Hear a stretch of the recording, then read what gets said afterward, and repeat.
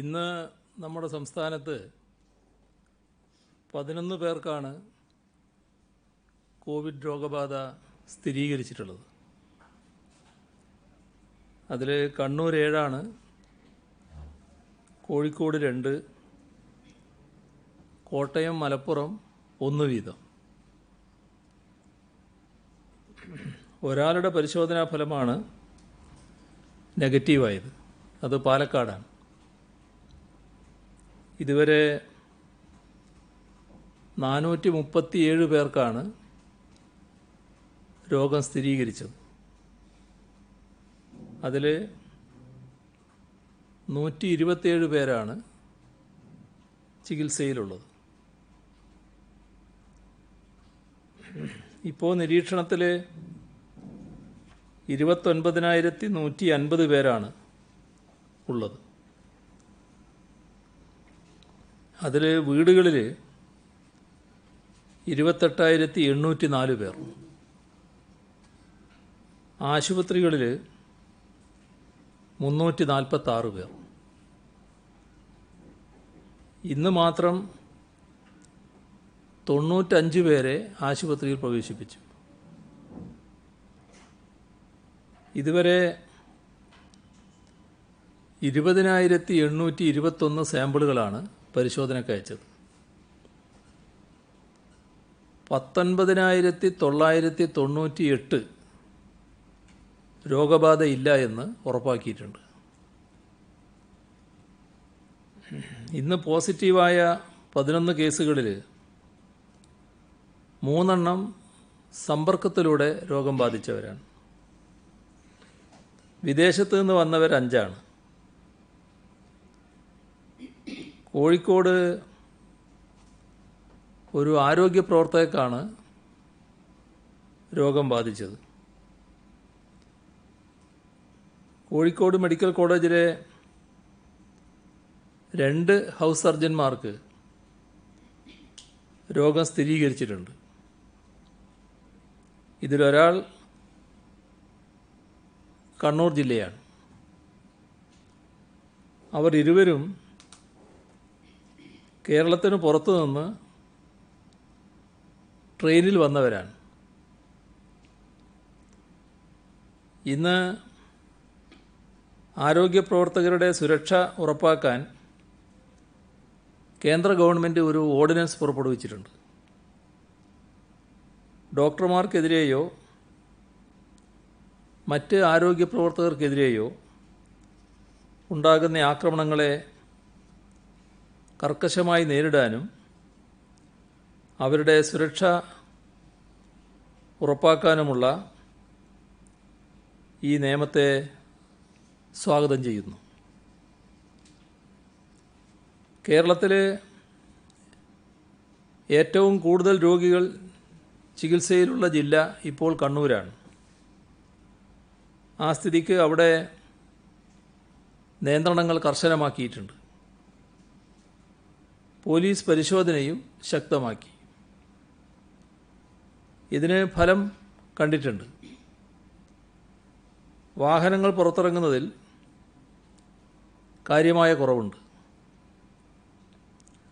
ഹോട്ട്സ്പോട്ടായി പ്രഖ്യാപിച്ച തദ്ദേശ സ്ഥാപന പരിധിയിലെ പ്രദേശങ്ങൾ പൂർണ്ണമായി സീൽ ചെയ്തു. നിയന്ത്രണം ലംഘിച്ച് നിരത്തിലിറങ്ങിയതിന് ചൊവ്വാഴ്ച 437 കേസുകൾ രജിസ്റ്റർ ചെയ്തു. 347 വാഹനങ്ങൾ പിടിച്ചെടുത്തു. ജില്ലയിലെ സ്ഥിതിയുടെ തീവ്രത കണക്കിലെടുത്ത് ഹോട്ട്സ്പോട്ട് ഒഴികെയുള്ള സ്ഥലങ്ങളിലും ജനങ്ങൾ പരമാവധി വീടുകളിൽ നിന്ന് പുറത്തിറങ്ങാതെ വീടുകളിൽ തന്നെ കഴിയണമെന്ന് അഭ്യർത്ഥിക്കുകയാണ്. അവശ്യ വസ്തുക്കൾ ഹോം ഡെലിവറിയായി എത്തിക്കുന്ന രീതി ജില്ല മുഴുവൻ വ്യാപിപ്പിക്കും. പോലീസ് തടയുന്ന കൂട്ടത്തിൽ ചില ഹെൽത്ത് സ്റ്റാഫിനെയും തടയുന്ന സ്ഥിതി വന്നു എന്നൊരു പരാതി വന്നിട്ടുണ്ട്. അതൊഴിവാക്കാൻ പൂർണ്ണമായും ശ്രദ്ധിക്കേണ്ടതാണ്. കോവിഡ്-19 പൊട്ടിപ്പുറപ്പെടൽ ദേശീയ തലത്തിലും നമ്മുടെ സംസ്ഥാന നിലയിലും സാമ്പത്തിക രംഗത്ത് കനത്ത ആഘാതമാണ് ഏൽപ്പിക്കുന്നത്. ദേശീയ സമ്പദ്വ്യവസ്ഥ സാരമായ വളർച്ചാ മാന്ദ്യം നേരിടുന്ന ഘട്ടത്തിലാണ് കോവിഡ്-19 തുടങ്ങിയത്. 8-9% വളർച്ചയുണ്ടായിരുന്ന സമ്പദ്ഘടനയുടെ വളർച്ച 5% താഴെ എത്തി നിൽക്കുമ്പോഴാണ് ഈ മഹാമാരി പ്രത്യക്ഷപ്പെട്ടത്. ഈയൊരു ദേശീയ സാഹചര്യത്തിൽ കേരളം പോലൊരു സംസ്ഥാനം പശ്ചാത്തല സൗകര്യ വികസനവും സാമൂഹ്യ മേഖലയിലെ ഇടപെടലും ശക്തമാക്കിക്കൊണ്ട് സാമ്പത്തിക വളർച്ച 7.5% നിലനിർത്തിയത് പ്രത്യേകമായി ശ്രദ്ധിക്കപ്പെട്ട കാര്യമാണ്. നാം 2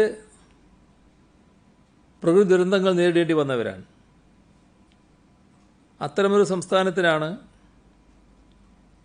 ഈ രീതിയിൽ വളർച്ച നേടാനായത് എന്നത് മറന്നുകൂടാ. സംസ്ഥാനത്തിൻ്റെ പൊതു ധനകാര്യ രംഗത്ത് ഞെരുക്കം അനുഭവപ്പെട്ടെങ്കിലും സാമൂഹ്യക്ഷേമ ചെലവുകളിൽ നിന്നും സർക്കാർ ഒട്ടും പിന്നോട്ട് പോയില്ല. എന്നാൽ കോവിഡ്-19 സംസ്ഥാനത്തെ സാമ്പത്തിക രംഗത്ത് വലിയ പ്രത്യാഘാതമാണ് ഉണ്ടാക്കിയിട്ടുള്ളത്. നമ്മുടെ സംസ്ഥാനം ഒരു ഉപഭോക്തൃ സംസ്ഥാനമാണല്ലോ. നിർമ്മാണ മേഖലയിലും ടൂറിസം മേഖലയിലും നേടിയ വളർച്ച, പ്രവാസികൾ അയക്കുന്ന പണത്തിൻ്റെ പിൻബലം, ഇതൊക്കെ നമ്മുടെ വാങ്ങൽ ശേഷി ശക്തിപ്പെടുത്തിയതായിരുന്നു. ഇതിനാണിപ്പോൾ ഗണ്യമായ ഇടിവ് വന്നത്. ലോക്ക്ഡൗണിൻ്റെ മറ്റൊരു ഫലം സംസ്ഥാനത്തിൻ്റെ തനത് നികുതി വരുമാനം ഏതാണ്ട് നിലച്ച അവസ്ഥയിലാണ് എന്നതാണ്. ചെലവുകളുടെ കാര്യത്തിൽ വലിയ വർധനയാണ് ഉണ്ടാകുന്നത്. ആരോഗ്യ ഭക്ഷ്യസുരക്ഷാ മേഖലയിൽ സർക്കാരിന് പ്രതിജ്ഞാബദ്ധമായ ലക്ഷ്യങ്ങൾ നേടുന്നതിനുള്ള ചെലവുകൾ ഒഴിവാക്കാനാവുന്നതല്ല. മുഖ്യമന്ത്രിയുടെ ദുരിതാശ്വാസ നിധിയിലേക്കുള്ള സംഭാവനകൾ കോർപ്പറേറ്റ് സോഷ്യൽ റെസ്പോൺസിബിലിറ്റി ചെലവുകളുടെ ഭാഗമായി കൂട്ടാൻ കഴിയണം എന്ന നമ്മുടെ ആവശ്യവും നിരാകരിക്കപ്പെട്ടിരിക്കുന്നു. ഇത്തരമൊരു കനത്ത വെല്ലുവിളികൾ നാം നേരിടുകയാണ്. കോവിഡ്-19 ബാധയെ തുടർന്നുണ്ടായ സാമ്പത്തിക പ്രശ്നങ്ങളും വരാനിരിക്കുന്ന പ്രത്യാഘാതങ്ങളും കൃത്യമായി കണക്കാക്കിയിട്ടില്ല. അതിനായി ഒരു വിദഗ്ധ സമിതിയെ നിയോഗിച്ച് പരിശോധിക്കേണ്ടതായിട്ട് വരും. ഏതെല്ലാം പ്രശ്നങ്ങൾ നേരിടേണ്ടി വന്നാലും നമുക്ക് മുന്നോട്ട് പോകാതിരിക്കാനാവില്ല. ഈ ഘട്ടത്തിൽ ദുരിതാശ്വാസ നിധിയിലേക്ക് നാടിൻ്റെ നാനാഭാഗങ്ങളിൽ നിന്നും എല്ലാ പ്രയാസങ്ങളും സഹിച്ച് സംഭാവന നൽകാൻ എല്ലാ ജനവിഭാഗങ്ങളും മുന്നോട്ട് വരുന്നു എന്നത് ആശ്വാസകരമായ സംഗതിയാണ്. കൈനീട്ടമായി കിട്ടിയ നാണയത്തൊട്ട് മുതൽ മാസവരുമാനം വരെ സംഭാവന നൽകാൻ തയ്യാറാകുന്ന വ്യക്തികളുണ്ട്. ക്ഷേമ പെൻഷനിൽ ഒരു പങ്ക് തരുന്നവരുണ്ട്. ഭക്ഷണച്ചെലവിൽ നിന്ന് ഒരു വിഹിതം മാറ്റിവെച്ച് സംഭാവന നൽകാൻ തയ്യാറാകുന്ന അവശജനങ്ങളുണ്ട്. പ്രവാസി മലയാളികൾ പ്രതിസന്ധി ഘട്ടത്തിലും സഹായത്തിനായി എത്തുകയാണ്. നമ്മുടെ സംസ്ഥാന സർക്കാർ ജീവനക്കാരും അവരുടെ സംഘടനകളും വലിയ തോതിൽ CMDRFിലേക്ക് സംഭാവന നൽകാൻ തയ്യാറായിട്ടുണ്ട്. അഭിമുഖീകരിക്കുന്ന വെല്ലുവിളി ചെറുതല്ല എന്നതുകൊണ്ട് ജീവനക്കാരുടെ ഉദാരമായ സഹായവും സഹകരണവും സർക്കാർ പ്രതീക്ഷിക്കുകയാണ്. ഈ സാഹചര്യത്തിൽ സർക്കാർ ജീവനക്കാരുടെ ശമ്പളത്തിൽ നിന്നും ഒരു ഭാഗം താൽക്കാലികമായി മാറ്റിവെക്കാൻ ഇന്ന് ചേർന്ന മന്ത്രിസഭാ യോഗം തീരുമാനിച്ചു. ഇങ്ങനെ മാറ്റിവെക്കുന്നത് മൊത്തം ഒരു മാസത്തെ ശമ്പളമായിരിക്കും. മാസത്തിൽ 6 ദിവസത്തെ ശമ്പളം വീതം 5 മാസമാണ് ഇത്തരത്തിൽ മാറ്റിവെക്കാൻ സർക്കാർ നിർബന്ധിതമാകുന്നത്. പൊതുമേഖലാ സ്ഥാപനങ്ങൾ, അർദ്ധ സർക്കാർ സ്ഥാപനങ്ങൾ, സർവകലാശാലകൾ, സർക്കാരിൻ്റെ ഗ്രാൻഡോടെ പ്രവർത്തിക്കുന്ന സ്ഥാപനങ്ങൾ എന്നിവയ്ക്കെല്ലാം ഇത് ബാധകമാണ്. 20,000 രൂപയിൽ താഴെ ശമ്പളമുള്ളവരെ ഇതിൽ നിന്നും ഒഴിവാക്കുകയാണ്. മന്ത്രിമാർ, MLAമാർ, ബോർഡ് അംഗങ്ങൾ, തദ്ദേശ സ്വയംഭരണ സ്ഥാപനങ്ങളുടെ ജനപ്രതിനിധികൾ ഇവരുടെ ശമ്പളം ഓണറേറിയം അതിൻ്റെ 30% ഓരോ മാസവും കുറവ് ചെയ്യുന്ന നില ഒരു വർഷക്കാലം സ്വീകരിക്കും. കോവിഡ് പ്രതിരോധ പ്രവർത്തനങ്ങളിൽ മുഴുവൻ സമയ ഡ്യൂട്ടിയിലായതിനാൽ ആശാ വർക്കർമാർക്ക് 2020 മാർച്ച് മുതൽ മെയ് വരെ നിബന്ധനകൾ പരിശോധിക്കാതെ ഓണറേറിയവും നിശ്ചിത ഇൻസെൻറ്റീവും നൽകാൻ അനുമതി നൽകിയിട്ടുണ്ട്. ഇതുകൂടാതെ മാർച്ച് മുതൽ കോവിഡ് കാലയളവിൽ അധിക ഇൻസെൻറ്റീവായി പ്രതിമാസം 1000 രൂപ നൽകും. സംസ്ഥാനത്തുള്ള 26,475 ആശാ വർക്കർമാർക്ക് ഇതിൻ്റെ പ്രയോജനം ലഭിക്കും. കോവിഡ് കാലത്ത് പ്രതിരോധത്തിൻ്റെ ഭാഗമായി പ്രത്യേക ചുമതലകളാണ് ആശാ വർക്കർമാർ നിർവഹിക്കുന്നത്. വിദേശത്തു നിന്ന് വന്നവരുടെയും കോവിഡ് ബാധിത സംസ്ഥാനങ്ങളിൽ നിന്ന് വന്നവരുടെയും ലിസ്റ്റ് തയ്യാറാക്കുക. 60 വയസ്സിന് മുകളിൽ പ്രായമുള്ളവരുടെയും ജീവിതശൈലി രോഗമുള്ളവരുടെയും ലിസ്റ്റ് തയ്യാറാക്കി ഡോക്ടർമാരുടെ നിർദ്ദേശാനുസരണം മരുന്നുകളുണ്ടെന്ന് ഉറപ്പുവരുത്തുക. ഇത്തരത്തിലുള്ള സേവനങ്ങൾ ആശാവർക്കർമാരാണ് ചെയ്യുന്നത്. അവരെ പ്രത്യേകം അഭിനന്ദിക്കാൻ കൂടി ഈ അവസരം ഉപയോഗിക്കുന്നു.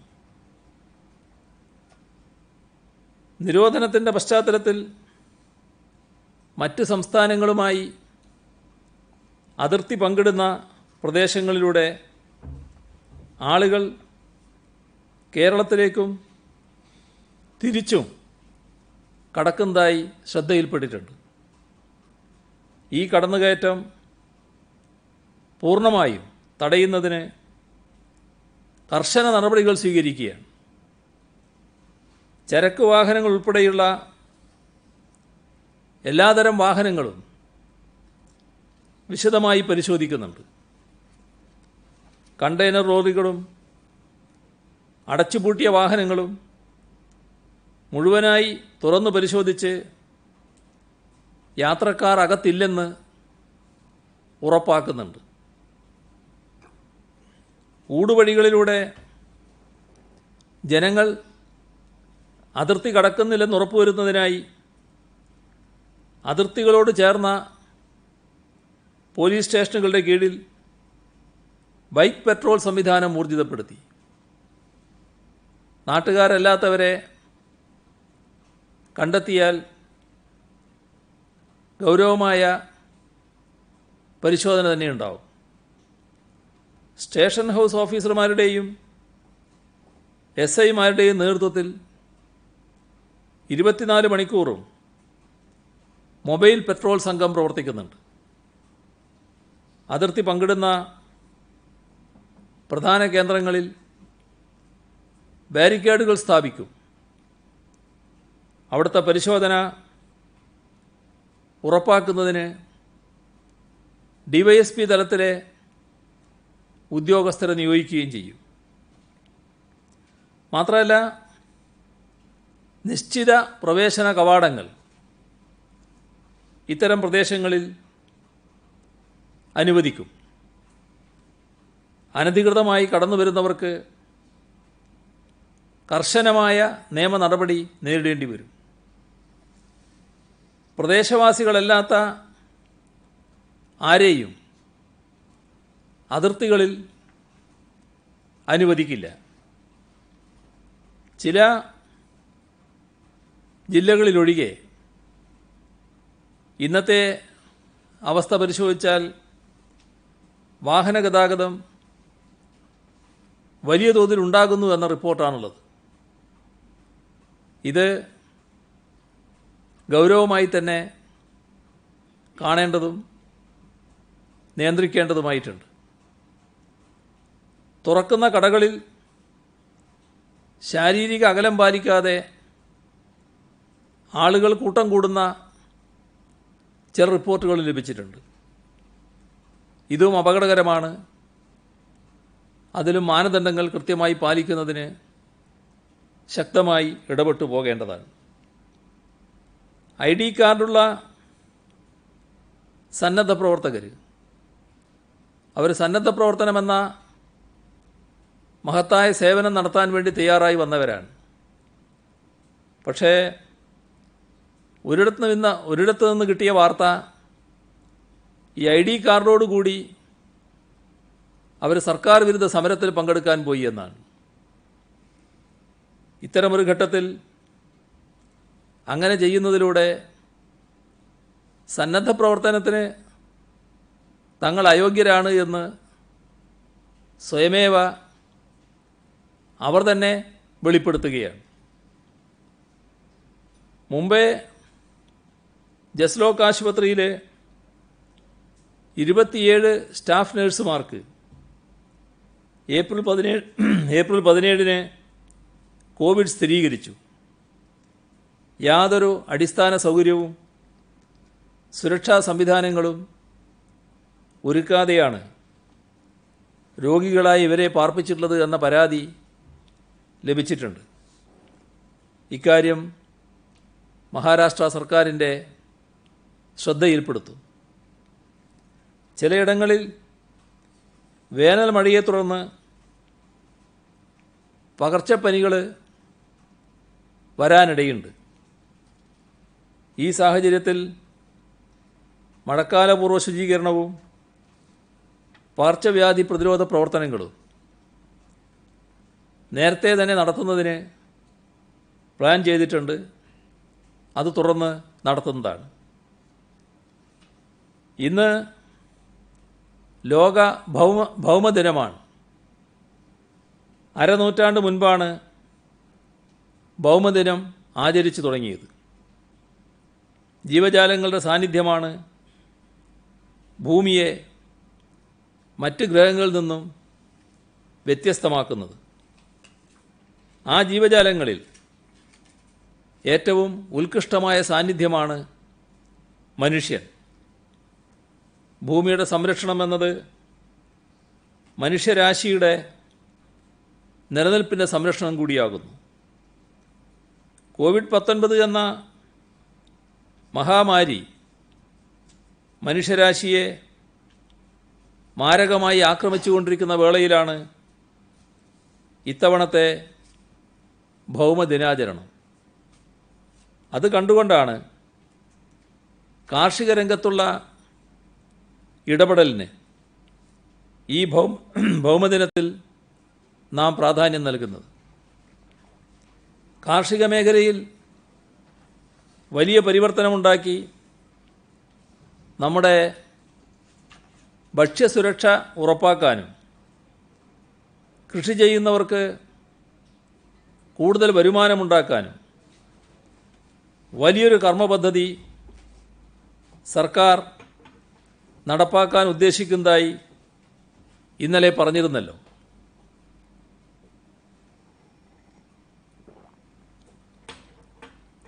അടിയന്തരമായി ഈ ബൃഹത് പദ്ധതിക്ക് രൂപം നൽകാൻ ഇന്ന് ബന്ധപ്പെട്ട വകുപ്പ് മന്ത്രിമാരുടെയും സെക്രട്ടറിമാരുടെയും യോഗം ചേരുകയുണ്ടായി. ഒരാഴ്ചക്കകം പദ്ധതിക്ക് രൂപം നൽകാനാണ് തീരുമാനം. അടുത്ത ബുധനാഴ്ച വീണ്ടും യോഗം ചേർന്ന് കർമ്മപദ്ധതിക്ക് അവസാന രൂപം നൽകും. ഇത് നടപ്പാക്കാനുള്ള പ്രവർത്തനങ്ങൾ മഴയ്ക്ക് മുൻപ് തന്നെ ആരംഭിക്കണമെന്നാണ് കണ്ടത്. കാലവർഷത്തിന് മുൻപ്. യോഗത്തിൽ കൃഷി, ജലസേചനം, തദ്ദേശ സ്വയംഭരണം, ക്ഷീരവികസനം എന്നീ വകുപ്പ് മന്ത്രിമാരും ആസൂത്രണ ബോർഡ് വൈസ് ചെയർമാനും പങ്കെടുത്തിരുന്നു. തരിശു നിലങ്ങളിൽ പൂർണ്ണമായും കൃഷി ഇറക്കുക എന്നതാണ് ഇതിൽ മുഖ്യമായി കാണുന്നത്. ഓരോ പഞ്ചായത്തിലും തരിശിട്ട സ്ഥലങ്ങൾ ഏതൊക്കെയാണെന്ന് കൃത്യമായി കണ്ടെത്തും. ഇതിൽ ഭൂമിയുടെ ഉടമകൾക്ക് യാതൊരു ആശങ്കയുണ്ടാകേണ്ടതില്ല. അവരുമായി ചർച്ച ചെയ്ത് ഒരു സമവായത്തിലൂടെ കൃഷി ഇറക്കുന്ന നിലപാടാണ് സ്വീകരിക്കുക. ഉടമകൾ കൃഷി ഇറക്കുമെങ്കിൽ വളരെ സൗകര്യം, അല്ലെങ്കിൽ പൊതുവായൊരു രീതി നമുക്ക് കണ്ടെത്താമെന്നാണ് ധാരണ. കൃഷിവകുപ്പും തദ്ദേശ സ്വയംഭരണ സ്ഥാപനങ്ങളും ഇഴുകിച്ചേർന്ന് പ്രവർത്തിക്കലാണ് വേണ്ടത്. അതോടൊപ്പം ജലസേചനം, മൃഗസംരക്ഷണം, സഹകരണ വകുപ്പുകൾ ഇതെല്ലാം പങ്കാളികളാകും. കൃഷിയുടെ പരമ്പരാഗത സങ്കേതങ്ങളിൽ കടിച്ചു തൂങ്ങാതെ പുതിയ സാധ്യതകളിലേക്ക് തിരിയണമെന്ന് കണ്ടിട്ടുണ്ട്. മണ്ണിൽ മാത്രമാണ് കൃഷി എന്ന സങ്കല്പം മാറിക്കഴിഞ്ഞു. വെള്ളത്തിലും മട്ടുപ്പാവിലും ഗ്രോ ബാഗുകളിലും സമൃദ്ധമായ വിള ലഭിക്കുന്ന കൃഷി രീതികളുണ്ട്. മത്സ്യകൃഷി കായലിലും കൃത്രിമ ജലാശയങ്ങളിലും മാത്രമല്ല, കടലിൽ തന്നെ ചെയ്യാവുന്ന സാങ്കേതിക വിദ്യയും രീതിയും നമ്മുടെ മുന്നിലുണ്ട്.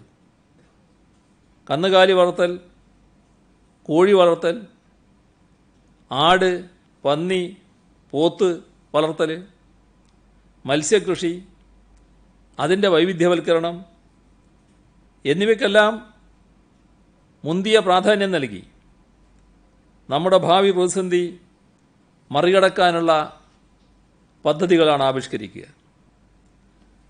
നമ്മുടെ എല്ലാ പരിമിതികളും നിലനിൽക്കുമ്പോൾ തന്നെ ഭാവിയിലെ പ്രയാസങ്ങൾ ദൂരീകരിക്കാൻ എന്ത് ചെയ്യാനാകും എന്ന ആലോചനയാണ് സർക്കാർ നടത്തുന്നത്. അതിൻ്റെ ഭാഗമായാണ് ഈ മേഖലയിൽ കൃഷിക്ക് പുറമെ മൃഗസംരക്ഷണ, മത്സ്യ മേഖലകളിൽ ഒരു കർമ്മ പദ്ധതി ആലോചിക്കുന്നത്. മുട്ട, മാംസം തുടങ്ങിയവയുടെ ഉൽപ്പാദനത്തിൽ സ്വയം പര്യാപ്തത നേടുന്നതിന് നടപടി സ്വീകരിക്കും. സംസ്ഥാനത്ത് പ്രതിദിനം 75 ലക്ഷം അധികം മുട്ട ഉൽപ്പാദിപ്പിക്കുന്നതിനുള്ള സൗകര്യങ്ങളും സഹായവും ഒരുക്കും. ഒരു വീട്ടിൽ ഒരു 5 കോഴിയെങ്കിലും വളർത്തുന്നതിന് സാധാരണതയിൽ പ്രയാസം ഉണ്ടാവില്ല. ശരാശരി 2 മുട്ടയെങ്കിലും ദിനംപ്രതി അതിലൂടെ ലഭിക്കുന്ന നിലയുമുണ്ടാവും. കൂടുതൽ കോഴികളെ വളർത്താൻ കഴിയുന്നതാണ് എന്ന് നമുക്കറിയാം. സഹകരണ സംഘങ്ങൾ മുഖേന കാർഷിക രംഗത്ത് പുതിയ ദൗത്യങ്ങൾക്ക് ആവശ്യമായ വായ്പ ലഭ്യമാക്കുന്നതിന് വിപുലമായ പദ്ധതി നടപ്പാക്കും. ഇത്തരത്തിലുള്ള എല്ലാ പദ്ധതികൾക്കും നബാർഡിൻ്റെ സഹായം തേടാനാണ് ഉദ്ദേശിക്കുന്നത്. അതോടൊപ്പം ഒരു കുടുംബത്തിൽ 1-2 പശുക്കളെ വളർത്താനുള്ള പദ്ധതി ആരംഭിക്കും. പഞ്ചായത്ത് തലത്തിൽ 5 പശുക്കളെങ്കിലും, അതല്ലെങ്കിൽ ഒരു 10 പശുക്കൾ, ഇത് ഇങ്ങനെയുള്ള ഫാമുകൾ തദ്ദേശ സ്വയംഭരണ സ്ഥാപനങ്ങളിൽ ആരംഭിക്കാനുള്ള നടപടികൾ സ്വീകരിക്കും. കേരള ചിക്കൻ പദ്ധതി സംസ്ഥാന വ്യാപകമാക്കും. കോഴിയിറച്ചിയുടെ ലഭ്യതയും വിലസ്ഥിരതയും ഇതിലൂടെ ഉറപ്പാക്കാൻ കഴിയും. ഈ വർഷം 200 ഔട്ട്ലെറ്റുകൾ തുടങ്ങും. കുടുംബശ്രീക്ക് സ്വന്തമായി ഇറച്ചിക്കോഴി സംസ്കരണത്തിന് പ്ലാന്റ് അടിയന്തരമായി പൂർത്തിയാക്കും. ക്ഷീരരംഗത്തെ പ്രധാന പ്രശ്നം അടുത്ത 2 വർഷത്തിനുള്ളിൽ പാൽ ഉൽപ്പാദനം വലിയ തോതിൽ വർദ്ധിച്ചാൽ അധികം വരുന്ന പാൽ എന്ത് ചെയ്യണമെന്നതാണ്. ഇപ്പോൾ തമിഴ്നാട്ടിലും കർണാടകത്തിലും പാൽ കൊണ്ടുപോയി പാൽപ്പൊടിയാക്കി മാറ്റുന്നുണ്ട്. ഇതിന് ലിറ്റർ ഒന്നിന് 10 രൂപ അധിക ചെലവ് വരുന്നു. ഇതൊഴിവാക്കാൻ മിച്ചം വരുന്ന പാൽ പാൽപ്പൊടിയായോ ബാഷ്പീകരിച്ച പാലോ ആയി പരിവർത്തനം ചെയ്ത് സംഭരിക്കേണ്ടതായിട്ടുണ്ട്. ഇതിനായി ആധുനിക സൗകര്യങ്ങളോടുകൂടിയ പാൽപ്പൊടി പ്ലാന്റ് സ്ഥാപിക്കും. അതോടൊപ്പം ഒരു ബാഷ്പീകരണ പ്ലാന്റും സ്ഥാപിക്കാൻ ആലോചിക്കുകയാണ്. ഇതിനുള്ള സാധ്യതാ പഠനം നടത്തും. പാലിൽ നിന്നുള്ള മൂല്യവർദ്ധിത ഉൽപ്പന്നങ്ങളായ ചീസ്, കട്ടിത്തൈര് തുടങ്ങിയവയുടെ ഉൽപ്പാദനം വർദ്ധിപ്പിക്കും. നിലവിലുള്ള ഡയറി പ്ലാന്റുകളിൽ ഉൽപ്പന്ന വൈവിധ്യവൽക്കരണം നടത്തും. ക്ഷീരസഹകരണ സംഘങ്ങളെല്ലാം നവീകരിക്കും. കറവ യന്ത്രങ്ങൾക്കുള്ള സബ്സിഡി വർദ്ധിപ്പിക്കും.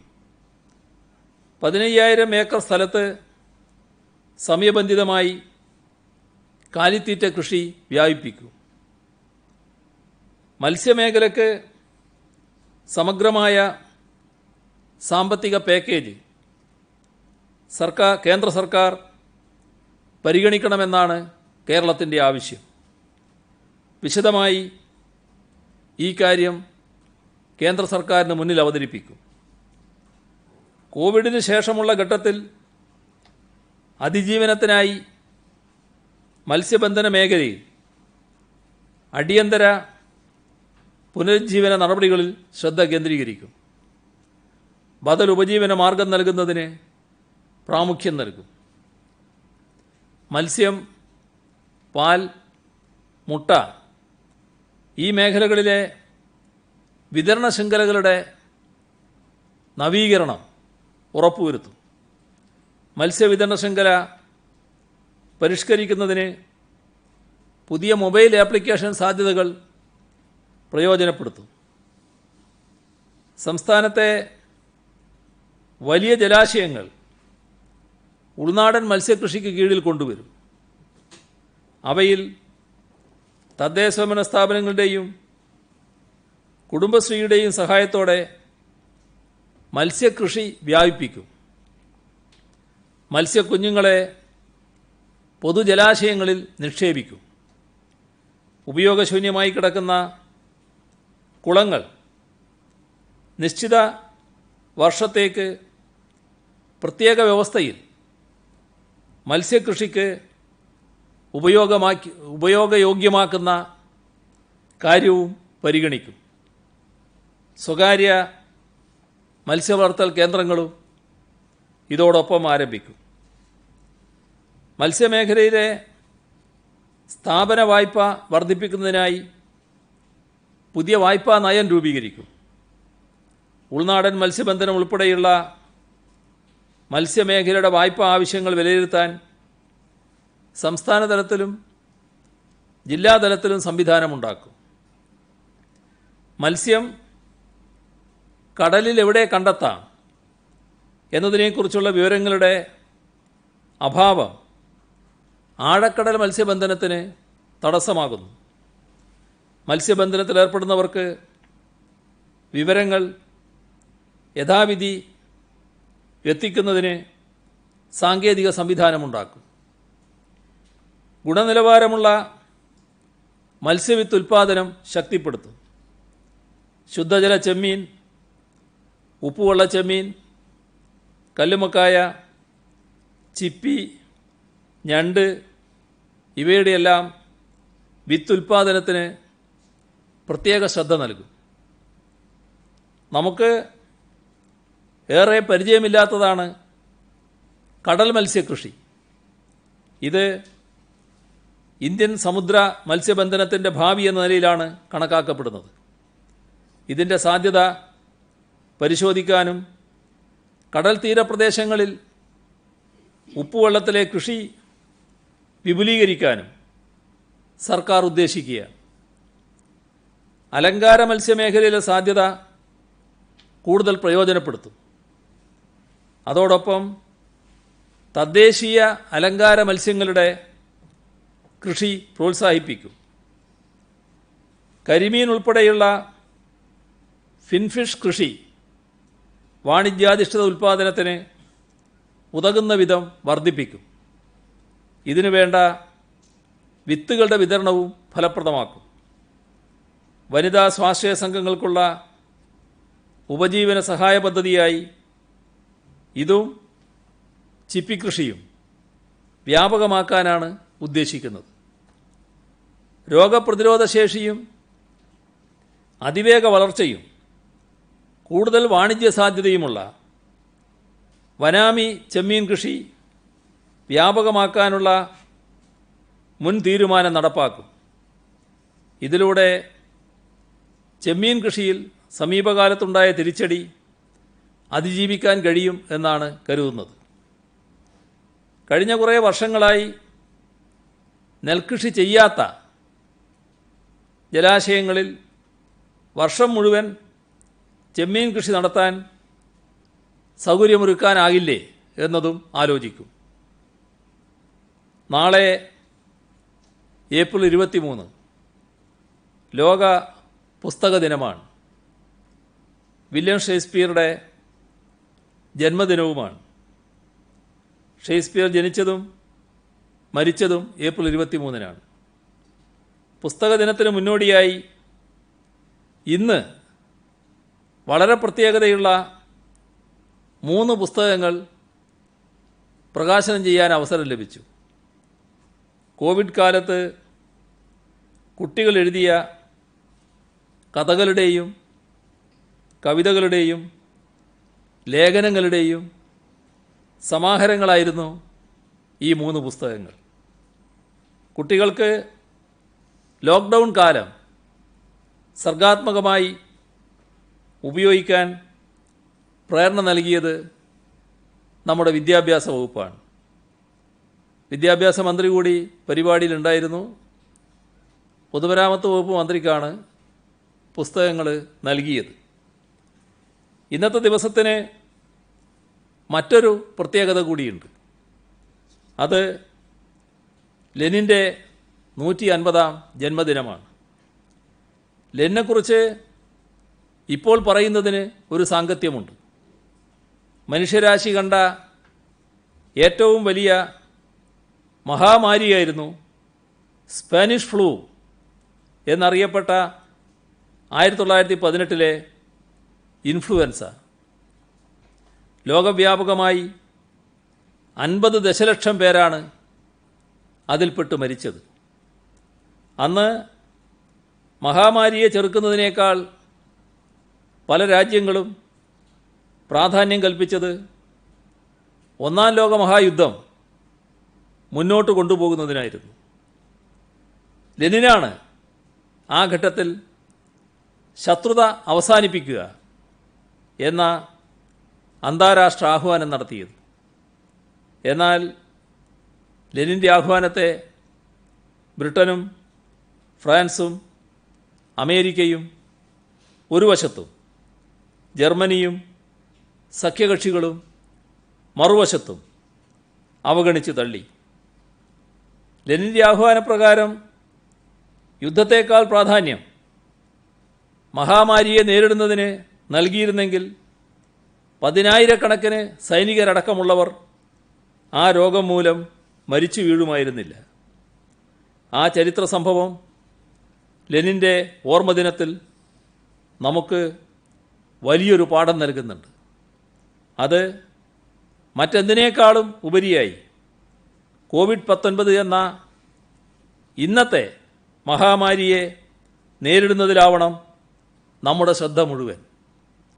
മനുഷ്യരാശിയെ സ്നേഹിക്കുന്ന ആരും തന്നെ ഈ ശ്രദ്ധയെ തിരിച്ചുവിടാനോ ക്ഷീണിപ്പിക്കാനോ ശ്രമിക്കാൻ പാടില്ല. ഒറ്റക്കെട്ടായി നിന്ന് രോഗത്തെ അതിജീവിക്കാനുള്ള ശ്രമങ്ങളെ ശക്തിപ്പെടുത്തുകയാണ് വേണ്ടത്. വഴിതിരിച്ചുവിടൽ ശ്രമങ്ങൾ ഈ പോരാട്ടത്തെ ദുർബലപ്പെടുത്താനേ ഉപകരിക്കും. അത് മനുഷ്യത്വപരമാണെന്ന് പറയാനും കഴിയില്ല. ഷേക്സ്പിയറിൻ്റെ മറ്റൊരു വാചകമുണ്ട്.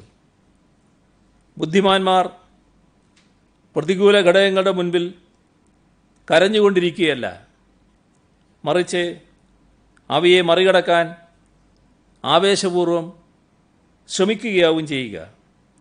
ആ വാചകങ്ങൾ നമുക്ക് പ്രചോദനകരമാണ്. വാഹനാപകടത്തിൽ മസ്തിഷ്ക മരണം സംഭവിച്ച മത്സ്യഫെഡ് ഭരണസമിതി അംഗവും മത്സ്യത്തൊഴിലാളി ഫെഡറേഷൻ CITU തൃശ്ശൂർ ജില്ലാ സെക്രട്ടറിയുമായ CK മജീദിൻ്റെ അവയവങ്ങൾ ദാനം ചെയ്തു. 2 കുട്ടികൾക്കുൾപ്പെടെ 6 പേർക്കാണ് മജീദിൻ്റെ അവയവങ്ങൾ പുതുജീവൻ നൽകിയത്. കുടുംബത്തിൻ്റെ മഹാമനസ്കതയെ അംഗീകരിക്കുകയും അവരുടെ ദുഃഖത്തിൽ പങ്കുചേരുകയും ചെയ്യുന്നു. ICICI ഫൗണ്ടേഷൻ വിവിധ മേഖലകളിലെ കോവിഡ് പ്രതിരോധ പ്രവർത്തകർക്കായി 1000 PPE കിറ്റുകൾ, 5500 ലിറ്റർ ഹാൻഡ് സാനിറ്റൈസർ, 50,000 മാസ്ക് എന്നിവ കൈമാറുമെന്ന് അറിയിച്ചിട്ടുണ്ട്.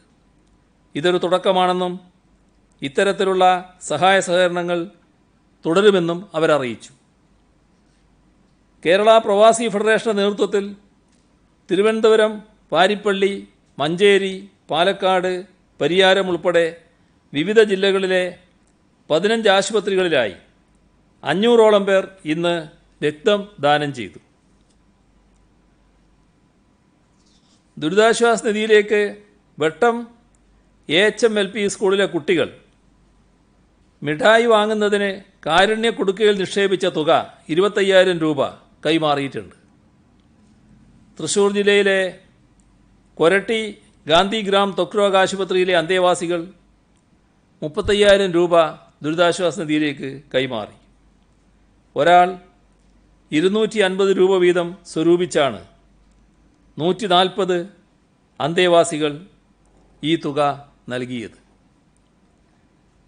Indian American Kerala cultural and civic centre ന്യൂയോർക്ക് 10,16,958 രൂപ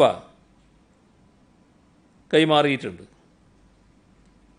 Kerala Gramin bank retirees forum 32 lakh, Tripunithura people's urban bank 30 lakh, assemblies of God Malabar council 10 lakh, Mattannur നഗരസഭയിലെ LDF കൗൺസിലർമാർ 2 ലക്ഷം, മട്ടന്നൂർ നഗരസഭ 10 ലക്ഷം.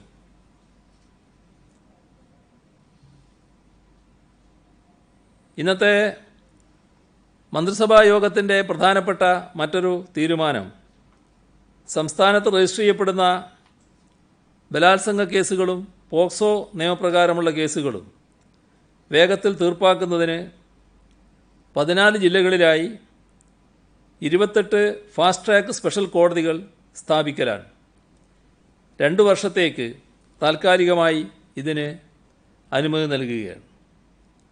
ഇവിടെ ഓരോ കോടതിയിലും ജില്ലാ ജഡ്ജി, ബെഞ്ച് ക്ലാർക്ക്, സീനിയർ ക്ലാർക്ക് എന്നിവരുടെ ഓരോ തസ്തിക റെഗുലർ അടിസ്ഥാനത്തിലും confidence assistant, computer assistant, bar LD typist, office attendant എന്നിവരുടെ ഓരോ തസ്തിക കോൺട്രാക്ട് അടിസ്ഥാനത്തിലും സൃഷ്ടിക്കാനാണ് തീരുമാനിച്ചിട്ടുള്ളത്. ഇതാണ് പൊതുവെ ഇന്ന് പറയാനുള്ള കാര്യങ്ങൾ.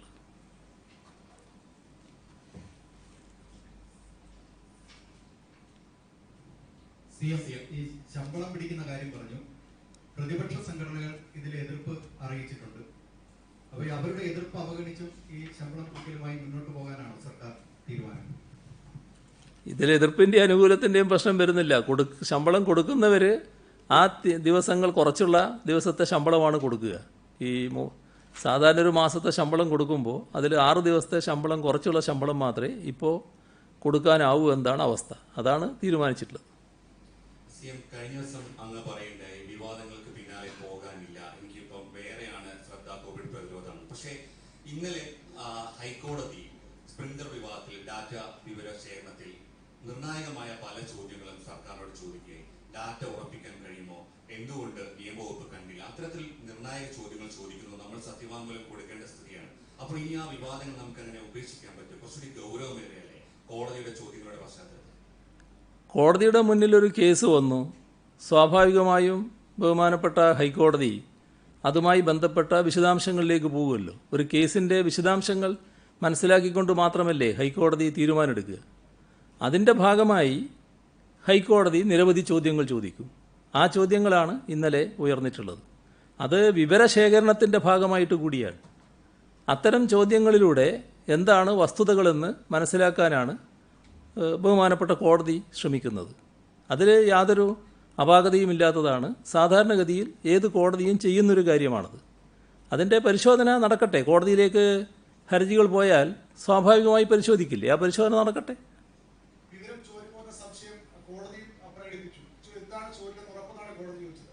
സർക്കാരാകട്ടെ രണ്ടംഗ സമിതിയെ ഇത് നിയോഗിക്കുകയും ചെയ്തു. രാജീവ് സദാനന്ദനും മാധവൻ നമ്പീരും. എന്തുകൊണ്ടാണ് അത്തരൊരു സമിതിയെ വെക്കേണ്ട സാഹചര്യം? രണ്ടും രണ്ടാണ്. ഇതിൽ ആദ്യം പറഞ്ഞ ഭാഗം അത് എന്താ ചോദിച്ചത്? ആദ്യത്തെ ഭാഗം അതെ, അതായത് അതിൻ്റെ ഭാഗം എന്താണെന്ന് പറഞ്ഞാൽ കോടതിയുടെ ഒരു വിവരശേഖരണത്തിൻ്റെ ഭാഗമാണത്. ബഹുമാനപ്പെട്ട കോടതിയുടെ മുന്നിൽ ഒരു കേസ് വരുന്നു. കേസിൻ്റെ എല്ലാ വിവരങ്ങളും കോടതി മനസ്സിലാക്കേണ്ടതായിട്ടുണ്ട്. എന്താണ് ഓരോരുത്തർക്കും പറയാനുള്ളത്? അപ്പോൾ കൂടുതൽ വിവരങ്ങൾ സ്വാഭാവികമായും അതിൻ്റെ ഭാഗമായി കോടതി ചോദിച്ച് മനസ്സിലാക്കും. അതാണ് ഉണ്ടായിട്ടുള്ളത്. അതിൽ ഏതെങ്കിലും തരത്തിലുള്ള ഒരു അപാകതയുമില്ല. ഏത് കോടതിയും സ്വാഭാവികമായും ചെയ്യുന്ന കാര്യമാണ്. അതാണ് ബഹുമാനപ്പെട്ട കേരള ഹൈക്കോടതിയും ചെയ്തിട്ടുള്ളത്.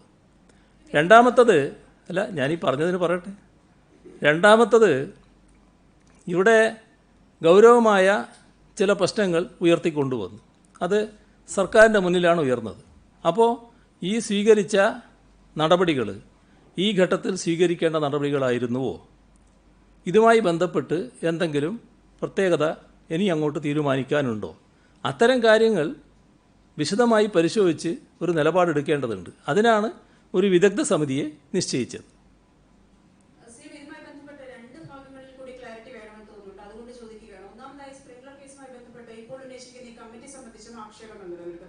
രണ്ടാമതായി ഇന്ന് പ്രതിപക്ഷ MLA പെരുമ്പാവൂർ MLA ഇന്ന് ഉന്നയിച്ചിരിക്കുന്ന ആരോപണങ്ങൾ അത് താങ്കളുടെ മകളുടെ കമ്പനിയുമായി ബന്ധപ്പെട്ട് നേരത്തെ ഉയർന്ന ആരോപണങ്ങളെ ശരിവെക്കുന്ന തരത്തിലുള്ള ഗുരുതര ആരോപണങ്ങളാണ് ഇന്ന് കൂടുതലായി പുറത്തു വരുന്നത്. ഇതിന് രണ്ടിനും എങ്ങനെയാണ് വിശദീകരണം? അതിന് ഞാൻ ആദ്യമേ പറഞ്ഞിട്ടുണ്ട്. ആ പറഞ്ഞതിൽ തന്നെ ഞാൻ നിൽക്കുകയാണ്. അതിനകത്തേക്ക് ഇപ്പോൾ ഞാൻ കടക്കാൻ ഉദ്ദേശിക്കുന്നില്ല. അത്തരത്തിലുള്ള എന്തെങ്കിലും വിളിച്ചു പറഞ്ഞാൽ അതിന് മറുപടി പറഞ്ഞ് നടക്കാനല്ല എനിക്ക് സമയം എന്ന് ഞാൻ ആദ്യമേ പറഞ്ഞിട്ടുണ്ട്. ഒന്ന് കാണേണ്ടത്, എനിക്ക് ഈ കാര്യത്തിലൊന്നും ഒരു തരത്തിലുള്ള ആശങ്കയില്ല. ഏതെങ്കിലും സാധാരണ പറയാറില്ലേ, മടിയിൽ കനമുള്ളവനെ വഴിയിൽ പേടിക്കണ്ടുവെന്ന്. ആ ഒരു ധൈര്യം തന്നെയാണ് ഇതേവരെ എൻ്റെ ജീവിതത്തിൽ ഉണ്ടായിട്ടുള്ളത്, ഇനി അങ്ങോട്ടുമുള്ളത്. അവിടെ തന്നെയാണ് ഞാൻ നിൽക്കുന്നത്. പിന്നെ പറഞ്ഞയാളോട് ചോദിക്കണം എന്താ തെളിവുള്ളത്, ആ തെളിവ് അദ്ദേഹം കൊണ്ടുവരട്ടെ. സമിതിയുടെ കാര്യത്തിൽ ഈ വിരമിച്ച ജീവനക്കാരാണ്, രണ്ട് ഉദ്യോഗസ്ഥരാണ് ഈ സമിതിയിലുള്ളത്. മാത്രമല്ല ഇവിടെ ചീഫ് സെക്രട്ടറിക്ക് ഒരു സവിശേഷമായ അധികാരമുണ്ട്. റൂൾസ് ഓഫ് ബിസിനസ് പ്രകാരം സെക്ഷൻ 28 പ്രകാരം ഏത് ഫയലും വിളിച്ചു വരുത്താനും അദ്ദേഹത്തിന് ഈ കാര്യങ്ങൾ പരിശോധിക്കാനും കഴിയും. പിന്നെ എന്തിനാണ് നമ്മൾ വിരമിച്ച രണ്ട് ഉദ്യോഗസ്ഥർ, മാത്രമല്ല അവർ രണ്ട് സ്വകാര്യ സ്ഥാപനങ്ങളിലാണ് ഇപ്പോൾ ജോലി ചെയ്യുന്നത്. ചീഫ് സെക്രട്ടറിക്ക് റൂൾസ് ഓഫ് ബിസിനസ്സിലെ സവിശേഷമായ അധികാരം വെച്ചുകൊണ്ട് ഈ ഫയൽ പരിശോധിക്കാം, അദ്ദേഹത്തിന് തീരുമാനമെടുക്കാം. എന്തുകൊണ്ടാണ് അങ്ങനെ ഒരു വഴി നമ്മൾ സ്വീകരിക്കാത്തത്? ഇത് ഈ വിരമിച്ചവർക്ക് എന്ത് ബാധ്യതയാണ് നമ്മളോടുള്ളത്, സർക്കാരിനോടുള്ളത്? ഇവിടെ സർക്കാരിനോടുള്ള ബാധ്യത നിറവേറ്റലല്ല പ്രശ്നം. ഈ കാര്യങ്ങളിൽ വിദഗ്ധമായ ഉപദേശം നൽകുക എന്നുള്ളതാണ്. അതിനു പറ്റിയ വൈദഗ്ധ്യം അവർക്കുണ്ടോ കാര്യം. ഇതിൽ രണ്ടുപേരെ എടുത്താൽ ഒരാൾ കേന്ദ്രതലത്തിൽ തന്നെ വലിയ തോതിൽ അംഗീകാരം നേടിയ ഉദ്യോഗസ്ഥനാണ്. അദ്ദേഹത്തിൻ്റെ സർവീസ് കാലമെടുത്താൽ വലിയ അംഗീകാരം പൊതുവെ അദ്ദേഹം നേടിയിട്ടുണ്ട്. അതിൻ്റെ ഭാഗമായി പൊതുവിൽ അംഗീകരിക്കപ്പെടുകയും ആദരിക്കപ്പെടുകയും ചെയ്യുന്ന ഒരാളാണ് അദ്ദേഹം. അദ്ദേഹം IT രംഗത്തെ സെക്രട്ടറി കൂടിയായിരുന്നു അവിടെ. അതുകൂടി പരിഗണിച്ചാണ് അദ്ദേഹത്തെ ഇതിനകത്തേക്ക് നിർദ്ദേശിച്ചത്. അദ്ദേഹത്തിൻ്റെ നേതൃത്വത്തിലുള്ളൊരു കമ്മിറ്റി എന്ന് തന്നെ പറഞ്ഞത് അതിൻ്റെ അടിസ്ഥാനത്തിലാണ്. രണ്ടാമത്, ഇവിടെ ഈ തൊട്ടു മുൻപ് വരെ ആരോഗ്യ സെക്രട്ടറിയായിരുന്ന ഒരാൾ എല്ലാ കാര്യങ്ങളും ആരോഗ്യരംഗത്ത് പ്രഗത്ഭമായി നിർവഹിച്ചു വന്ന ഒരു ഉദ്യോഗസ്ഥൻ. അദ്ദേഹത്തിൻ്റെ പ്രാവീണ്യം പൊതുവെ നമ്മളെല്ലാവരും അംഗീകരിച്ചതാണ്. ഈ രണ്ടുപേരുമായാൽ ഈ കാര്യങ്ങളെക്കുറിച്ച് കൃത്യമായി ഒരു പഠനം നടത്തി വിശകലനം ചെയ്ത് റിപ്പോർട്ട് അവതരിപ്പിക്കാൻ കഴിയും. അങ്ങനെയാണ് ആ രണ്ടുപേരെ വെച്ചത്. ഈ രണ്ടുപേരും എല്ലാവരും അംഗീകരിക്കുന്ന വ്യക്തിത്വങ്ങളാണ്. എന്തിനാണ് അവരെ ആക്ഷേപിച്ചുകൊണ്ട് രംഗത്ത് വന്നത് എന്ന് എനിക്ക് പിടികിട്ടുന്നില്ല. ഇവിടെ ഞാൻ ആവർത്തിച്ച് പറയുന്നത്, രാഷ്ട്രീയപരമായ ആക്രമണങ്ങൾ രാഷ്ട്രീയക്കാർ തമ്മിലാകുമ്പോൾ അതിൽ വലിയ പ്രശ്നമില്ല. ഇപ്പോൾ എൻ്റെ നേരെ ആക്ഷേപം വന്നു, അല്ലെങ്കിൽ എൻ്റെ മറ്റാരെയെങ്കിലും ഉൾപ്പെടുത്തിക്കൊണ്ട് എന്നെ ആക്രമിക്കാൻ പുറപ്പെട്ടു. ഞാനത് എത്രയോ കണ്ടയാളാണ്. എന്തുകൊണ്ട്? എനിക്കതിൽ യാതൊരു വേവലാതിയുമില്ല. ഇതെല്ലാവരും സാധാരണ ഉദ്യോഗസ്ഥരുടെ നില. എന്തിനാണ് നമ്മുടെ നാട്ടിലെ ഉദ്യോഗസ്ഥന്മാരെ ഇങ്ങനെ ലക്ഷ്യമിട്ടുകൊണ്ടുള്ള ആക്രമണങ്ങൾക്ക് പുറപ്പെടുന്നത്? അതൊരു ശരിയായ രീതിയാണോ? അത് നമ്മൾ സ്വീകരിക്കേണ്ട ഒരു രീതിയാണ്. അതാണ് നാം ചിന്തിക്കേണ്ടത്. ഈ IT വകുപ്പുമായി ബന്ധപ്പെട്ട ആരോപണമാണല്ലോ നമുക്ക് ഉയർന്നു വന്നിരിക്കുന്നത്. അന്നേരം ഇന്ന് ഈ അന്വേഷണ സമിതിയിലുള്ള ഒരാൾ മാധവൻ നമ്പ്യാർ, അദ്ദേഹം ഈ IT വകുപ്പിന് കീഴിലുള്ള IIITMK എന്ന സ്ഥാപനത്തിന്റെ മേധാവിയാണ്. അന്നേരം IT വകുപ്പുമായി ബന്ധപ്പെട്ട ഒരു ആരോപണം അന്വേഷിക്കാൻ അതുമായി ബന്ധപ്പെട്ട ഒരു വകുപ്പിലെ തന്നെ ഉദ്യോഗസ്ഥനെ നിയോഗിക്കുന്നതിന് ഒരു പ്രശ്നമില്ല. ഇതിനകത്ത് കാണേണ്ടത് അദ്ദേഹത്തിൻ്റെ പ്രാവീണ്യമാണ്. അദ്ദേഹം ദേശീയ തലത്തിൽ തന്നെ ഏറ്റവും കൂടുതൽ അംഗീകാരം നേടിയ ഒരു ഉദ്യോഗസ്ഥനാണ്. അതിൻ്റെ ഭാഗമായി തന്നെയാണ് അദ്ദേഹത്തെ ഇതിനായി നിയോഗിച്ചത്. ആ പ്രാവീണ്യം നാം കാണാതിരിക്കരുത്. ഇതിപ്പോ ഈ കരാറുമായി ബന്ധപ്പെട്ട കാര്യം ജനങ്ങൾക്ക് ബോധ്യമാകുന്ന രീതിയിലുള്ള വിശദീകരണം വേണം എന്ന് ആവശ്യപ്പെട്ടത് അങ്ങയുടെ ഇടതുവശത്തിരിക്കുന്ന മന്ത്രിയുടെ റവന്യൂ മന്ത്രി അദ്ദേഹത്തിന്റെ പാർട്ടിയുടെ ജനറൽ സെക്രട്ടറിയായ D. രാജയാണ്. അതോടൊപ്പം തന്നെ ജനീകം മുഖപ്രസംഗവും ഇതുമായി ബന്ധപ്പെട്ട് മുഖപ്രസംഗം ജനീകവും എഴുതിയിരുന്നു. അപ്പൊ ഈ സ്വന്തം ഈ മുന്നണിയിലെ ഒരു പ്രധാനപ്പെട്ട ഘടകകക്ഷിക്ക് പോലും പൂർണ്ണമായി ഇതിൽ വിശ്വാസത്തിൽ എത്താൻ കഴിഞ്ഞിട്ടില്ല എന്ന് വേണ്ടി മനസ്സിലാക്കുക. അത് ഓരോ ആൾക്കും ഓരോ അഭിപ്രായങ്ങളുണ്ടാവുമല്ലോ. ഇതുമായി ബന്ധപ്പെട്ട് ചില വിശദീകരണങ്ങൾ നേരത്തെ നൽകിയിരുന്നല്ലോ. ആ വിശദീകരണങ്ങൾ അല്ല, പിന്നെയും അതിൻ്റെ വഴിക്ക് വേറെ വഴിയാണ് കാര്യങ്ങൾ പോകുന്നതെന്ന് കണ്ടപ്പോഴാണ് വിശദീകരണത്തിൻ്റെ വഴിയാണ് നിർത്തിയത്. വിശദീകരണം തേടലോ കാര്യങ്ങൾ മനസ്സിലാക്കലോ അല്ല, വിവാദങ്ങൾ നമ്മുടെ നാട്ടിലുണ്ടാകും. കുറച്ച് നാളായിട്ട് വിവാദങ്ങളില്ല. ഈ കോവിഡിൻ്റെ അവസ്ഥ വന്നപ്പോൾ വിവാദങ്ങളില്ലാത്തതുകൊണ്ടൊരു വിഷമം ചിലർക്ക് വല്ലാതെ അനുഭവപ്പെടുന്നുണ്ട്. അപ്പോൾ വിവാദം എങ്ങനെയെങ്കിലും പെരുപ്പിക്കണം, ആ ചിന്തയിലാണ് ഒരു കൂട്ടർ. അതിൻ്റെ ഭാഗമായാണ് പിന്നെയും ഈ കാര്യങ്ങൾ ഉയർത്തിക്കൊണ്ടുവന്നത്. അതല്ലേ യഥാർത്ഥ വസ്തുത. സംസ്ഥാന അതിർത്തികളിലെ കാര്യം നേരത്തെ പറഞ്ഞു. ഇപ്പോൾ തിരുവനന്തപുരത്ത്, അതുപോലെ കൊല്ലം ജില്ലയിൽ കുളത്തൂപ്പുഴ, പാലക്കാട് ജില്ല, ഈ രണ്ട് സ്ഥലത്തെ സംസ്ഥാന അതിർത്തികളിൽ തമിഴ്നാട്ടിൽ ഈ പലയിടത്തും ഈ തെങ്കാശി ഉൾപ്പെടെയുള്ള സ്ഥലങ്ങളിൽ സാമൂഹ്യ വ്യാപനം എന്നൊക്കെ ചില വാർത്തകൾ വന്നു. സത്യത്തിൽ തമിഴ്നാട്ടിലെ ഒരു പ്രശ്നം നമുക്ക് വളരെ ഗുരുതരമായ ഒരു പ്രശ്നം സൃഷ്ടിക്കുന്നുണ്ടോ? അതൊരു ചോദ്യം. ഒരു ചോദ്യം കൂടിയുണ്ട്. ഇന്നലെ CM പ്രവാസികൾ മടങ്ങിയെത്തുമ്പോൾ സ്വീകരിക്കുന്ന നടപടികളെ കുറിച്ച് വിശദമായി പറഞ്ഞു. അപ്പൊ അതുപോലെ ചോദ്യം വരുന്നത്, മറ്റ് സംസ്ഥാനങ്ങളിലുള്ള മലയാളികളുണ്ട്. ഇപ്പൊ ഈ May 3 ലോക്ക്ഡൌൺ തീരുമ്പോൾ അവർ വരുമ്പോൾ എന്താണ് അവർ ശ്രദ്ധിക്കേണ്ടത്? അതുപോലെ അവരെ സ്വീകരിക്കാൻ എന്ത് സംവിധാനങ്ങളാണ്? പ്രത്യേകിച്ച് അവര് വിമാനത്താവളങ്ങൾ വഴിയൊന്നുമല്ലല്ലോ, പല മാർഗങ്ങളിലൂടെ എത്തുമ്പോൾ അതെന്തെങ്കിലും നടപടികൾ നമ്മൾ ആലോചിച്ചിട്ടുണ്ടോ? ഈ തമിഴ്നാട്ടിൽ നിന്ന് വന്നിട്ടുള്ള ചില ആളുകൾക്ക് രോഗബാധയുണ്ടായി എന്നത് വസ്തുതയാണ്. ചില പ്രദേശങ്ങളിലും ചില ജില്ലകളിലും അങ്ങനെ ഉണ്ടായിട്ടുണ്ട്. അതുമായി ബന്ധപ്പെട്ട് അവരെല്ലാം ചികിത്സയിലേക്ക് മാറിയിട്ടുമുണ്ട്. ഇതിൻ്റെ ഭാഗമായി തന്നെ കൂടുതൽ കർക്കശമായ നടപടികളിലേക്ക് അതിർത്തികളിൽ കടക്കേണ്ടതായിട്ടുണ്ട്. അതാണ് നേരത്തെ പറഞ്ഞത്, ഈ സംസ്ഥാന അതിർത്തിയിൽ കൂടുതൽ ശക്തമായ നിരീക്ഷണവും അതിൻ്റെ ഭാഗമായുള്ള നടപടികളും ഉണ്ടാകുമെന്ന്. ഒന്ന്, സംസ്ഥാന അതിർത്തി എന്ന് പറയുമ്പോൾ നമ്മൾ ഏതെങ്കിലും ഒരു പ്രത്യേക വഴി മാത്രമല്ലല്ലോ ഉള്ളത്. ഒരുപാട് ഊടുവഴികളുണ്ട്, കാനന പാതകളുണ്ട്, ഇങ്ങനെ ഒട്ടേറെ വഴികളാണുള്ളത്. അത് ഒരു ജില്ലയിലുണ്ടായത് ഒരു കൂട്ടർ വാട്സപ്പിലൂടെ പ്രചരിപ്പിച്ചു, ഇന്നതൊക്കെയാണ് ഊടുവഴി ഇവിടത്തേക്ക് വരാൻ എന്ന്, കേരളത്തിലേക്ക് വരാൻ. അപ്പോൾ ഇത്തരത്തിലുള്ള എല്ലാ വഴികളും അടച്ചിടുക എന്നുള്ളത് തന്നെയാണ് ഉദ്ദേശിക്കുന്നത്. അതിലേക്കൂടി ആരെയും കടത്തിവിടാൻ ഉദ്ദേശിക്കുന്നില്ല. അതാണ് ഞാൻ നേരത്തെ പറഞ്ഞത്, നിങ്ങൾ ശ്രദ്ധിച്ചിട്ടുണ്ടാവില്ല. നേരത്തെ ഞാൻ പറഞ്ഞു, ഈ ഒരു വഴിയിലൂടെ ആളുകളെ കടത്തിവിടുന്ന വഴി പ്രത്യേകമായിട്ട് തീരുമാനിക്കാം. ബാക്കി ദീർഘമായ ഒരു അതിര് കിടക്കുകയാണ്. ആ അതിർ പ്രദേശങ്ങളിലെല്ലാം ആ പ്രദേശത്തിലുള്ളവർ മാത്രമേ ഉണ്ടാകാൻ പാടുള്ളൂ. മറ്റാരെയെങ്കിലും കണ്ടാൽ അത് പിടികൂടുന്ന അവസ്ഥയുണ്ടാകും. അവിടെ ശക്തമായ പോലീസ് പെട്രോളിങ്ങും ഏർപ്പെടുത്തും. അങ്ങനൊരു ശക്തമായ നിരീക്ഷണം, തടയൽ, ഇതൊക്കെ ഇതിൻ്റെ ഭാഗമായി നടപ്പാക്കാനാണ് ഉദ്ദേശിക്കുന്നത്. മറ്റേ ഭാഗം പറഞ്ഞത് ഈ മറ്റ് സ്റ്റേറ്റുകളിൽ നിന്ന് വന്നവർ, അങ്ങനെ സ്റ്റേറ്റുകളിൽ നിന്ന് വന്നവർ ഇവിടെ എത്തിയാൽ, അല്ല ഞാൻ പറഞ്ഞു തീരട്ടെ, മറ്റ് സ്റ്റേറ്റുകളിൽ നിന്ന് വരുന്നവർ ഇവിടെ, അതെന്താ അത് കേൾക്കാത്തത്? അല്ല, നിങ്ങൾ പറയാൻ ധൃതി കാണിച്ചുകൊണ്ടായിരിക്കും. മറ്റ് സ്റ്റേറ്റുകളിൽ നിന്ന് ഇവിടെ വരുന്നവരുടെ സ്ഥിതി, അവരിവിടെ വന്നാൽ സ്വാഭാവികമായിട്ടും അവർ പോകേണ്ടത് ക്വാറന്റൈനിലാണ്. അവരെ പരിശോധനയ്ക്ക് വിധേയമാക്കണം. ആ പരിശോധന കഴിഞ്ഞിട്ടേ അവർക്ക് സാധാരണ ജീവിതം നടത്താൻ പറ്റുകയുള്ളൂ. അപ്പോൾ പരിശോധനാ സംവിധാനം ഉണ്ടാവും, ക്വാറന്റൈൻ ഉണ്ടാവും, പ്രത്യേക ക്വാറന്റൈൻ വേണമെങ്കിൽ അതുണ്ടാവും, ചികിത്സ ആവശ്യമാണെങ്കിൽ ആ ചികിത്സക്കുള്ള സംവിധാനവും ഉണ്ടാകും. ഇതൊക്കെയാണ് ഉദ്ദേശിക്കുന്നത്.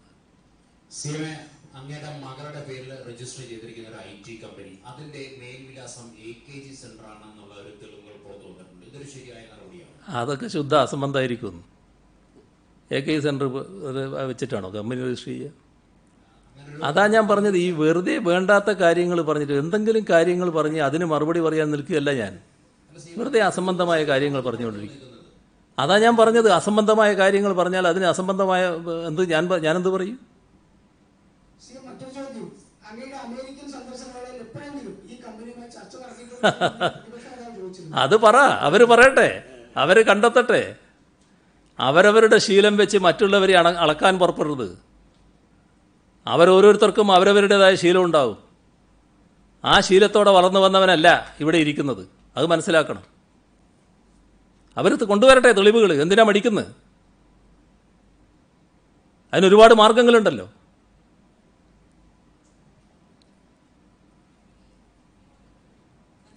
ചോദിക്കും. നിങ്ങൾ തന്നെ പിന്നെ നാളെ മറ്റൊരു നില പറയാൻ കേൾക്കണ്ട.